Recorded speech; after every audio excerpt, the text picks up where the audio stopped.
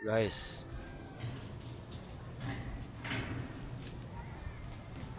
update naman tayo guys. Bali, naglatagan na namin tong ano. Ito kanina wala pang mga latag yan eh. Yan. Tapos ito. Tapos yun. Ayan, may latag na siya guys. So, maliwanag yata. Bali, kulang na si Roho. Ito kasi mga si Roho na to guys.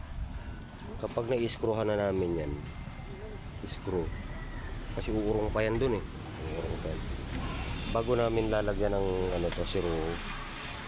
Kasi ito guys dito, tabingi kasi ito dito eh.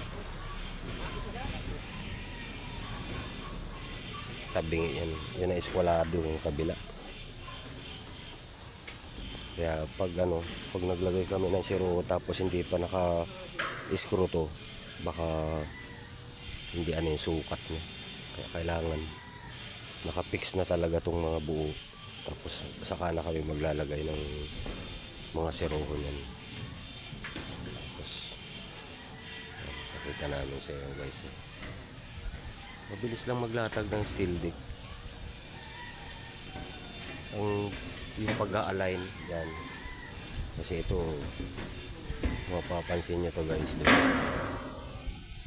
Mapapansin nyo yan, ito putol, tapos dun putol ulit kasi biga diba? Tatansian namin yung ano na yan guys para diretso rin. Pag tinignan sa ilalim, kala mo ano, hindi putol. Ayan guys diyan kami medyo matatagalan kami sa pag-i-screw na ito. Tapos pag-a-align na ito. Pag na-align naman na ito, okay naman. Bakal naman na isusunod natin dyan guys. Update lang tayo guys.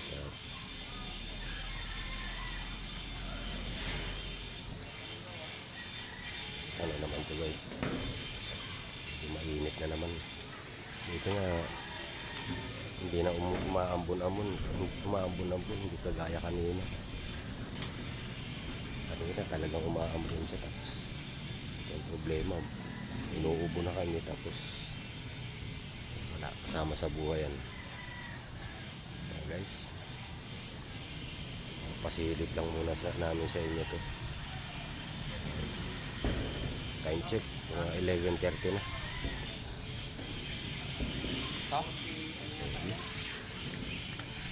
Mamaya naman guys